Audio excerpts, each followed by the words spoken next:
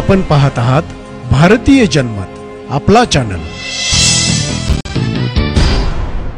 नमस्कार, मी मानसी धामणसकर। आपण पाहत आहात भारतीय जनमत न्यूज। नजर टाकूया त्याच्या ठळक घडामोडींवर। पंतप्रधान नरेंद्र मोदी युक्रेन दौरा आटोपून महाराष्ट्रात दाखल झाले असून महाविकास आघाडीने महिलांविरोधातील अत्याचाराच्या घटनांकडे मोदींचं लक्ष वेधण्यासाठी छत्रपती संभाजीनगर विमानतळाबाहेर निषेध आंदोलन केलं।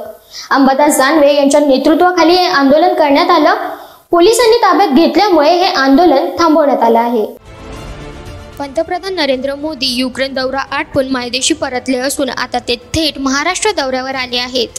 जळगावमध्ये त्यांच्या उपस्थितीत लखपती दीदी योजनेचा कार्यक्रम आयोजित करण्यात आला आहे, ज्यामध्ये राज्यातील 11 लाख महिलांना प्रमाणपत्र दिली जाणार आहेत। यापैकी काही प्रमाणपत्र मोदींच्या हस्ते दिली जातील।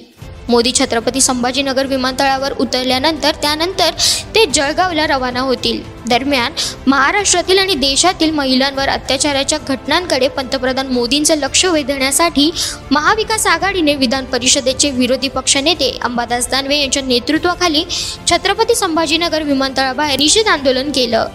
मात्र पोलिसांनी अंबादास दानवे आणि अन्य कार्यकर्त्यांना ताब्यात घेतल्यानंतर हे आंदोलन थांबवलं आहे।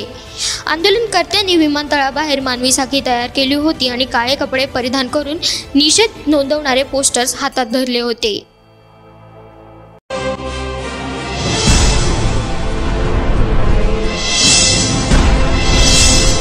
आपण पाहत आहात भारतीय जनमत, आपला चॅनल।